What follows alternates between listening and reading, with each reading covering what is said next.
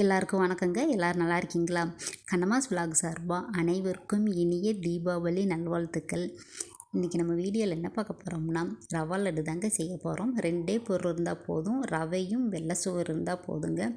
அருமையான ரவா லட்டு செஞ்சிடலாம் 10 நிமிஷத்தில். ரவை ஒரு 2 கப்பு எடுத்துக்கிறலாங்க. இந்த உலக்கில் 2 உலக்கு எடுத்திருக்கேன். காப்பிடி உலக்கில் பார்த்திங்கன்னா நெய் ஒரு 3 ஸ்பூன் ஊற்றி முந்திரி திராட்சையை வறுத்துக்கிறலாங்க.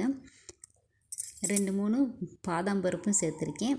எல்லாமே கொஞ்சம் லேசாக தட்டி சேர்த்து நல்லா வறுத்ததுக்கப்புறமா ரவையை நல்லா லோ ஃப்ளேம்லேயே வச்சு நல்லா வறுத்துக்கிறலாங்க. வறுத்து செய்யும்போது நல்லாயிருக்கும் சாப்பிட்றதுக்கு. பாருங்கள், நல்லா வறுத்தாச்சு. கொஞ்சம் நேரம் கருகு விடாமல் லோ ஃப்ளேம்லேயே வச்சு வறுத்து எடுத்துகிட்டு தனியாக வச்சுக்கிறலாங்க.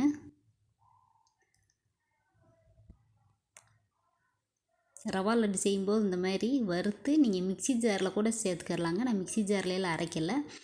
அதே உலக்கில் காப்பிடி உலக்கில் ஒரு 1.25 கப்பு வெள்ளை சுகர் எடுத்துக்கிறலாங்க. இனிப்புக்கு உங்களுக்கு எச்சா வேணும்னா கொஞ்சம் எச்சா சேர்த்துக்கோங்க. தண்ணி ஒரு 1.25 கப்பு ஊற்றிருக்கேன். அதே உலக்கில் 1.25 உலக்கு. பாருங்கள், நல்லா கம்பி பதமெல்லாம் வர தேவையில்லைங்க. பிசுபிசுப்பு தன்மை வந்தால் போதும் அந்த வெள்ளை சுகர் பாகு.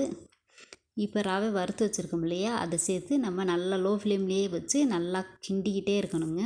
அடிப்பிடிக்க விடாமல், கட்டி சேர விடாமல் அப்படியே கிண்டிக்கிட்டே இருந்து நல்லா அப்படியே உருண்டு திரண்டு நல்லா வரணுங்க. அந்த பாகுலேயே நல்லா வெந்து வரும்போது நல்லாயிருக்கும். 2 வாரம் ஆனாலும் கூட கெட்டு போகாதுங்க. நல்லா ஆறுனதுக்கப்புறமா நம்ம எடுத்து டப்பாவில் ஸ்டோர் பண்ணி வச்சோம்னா. பாருங்கள், அந்த முந்திரி திராட்சை 2 ஏலக்காயும் சேர்த்துக்கோங்க. நான் ஏலக்காய் சேர்த்துருக்கேன். தட்டி சேர்த்துக்கோங்க. உப்பு கொஞ்சமாக இனிப்புக்கு எடுத்து கொடுக்கும் இல்லையா, அதனால் சேர்த்துக்கலாம். நெய் கொஞ்சம் ஒரு 2 ஸ்பூனு ஊற்றி அப்படியே கலந்து விட்டுக்கிட்டே இருங்க, கிண்டிக்கிட்டே இருங்க. நெய் ஊற்றும் போது இன்னும் நல்லா டேஸ்ட் கொடுக்கும். உங்களுக்கு நெய் தேவையில்லைன்னா சும்மா அப்படியே கொஞ்சமாக ஒரு 2 ஸ்பூன் மட்டும் ஊற்றிட்டு அப்படியே நிப்பாட்டுங்க. நான் கொஞ்சம் அதிகமாகவே ஊற்றினேன். இப்போ பாருங்கள், நல்லா வந்துருச்சு அந்த பாகுலேயேவும். இப்போ ஸ்டவ் ஆஃப் பண்ணிவிட்டு நல்லா ஆறட்டுங்க. இப்போ ஆறுனதுக்கப்புறமா நம்ம உருண்டை பிடிக்க ஆரம்பிச்சிடறோம். லேசாக கை பொறுக்க சூடில் இருந்தாலே போதும். பாருங்கள், ஆறிடுச்சு. இப்போ நம்ம ஒன்றுன்னா உருண்டை பிடிச்சி நல்லா தட்டில் ஆறவும் எடுத்து வச்சிடலாங்க. நமக்கு அருமையான ரவா லட்டு ரெடி ஆயிடுச்சு.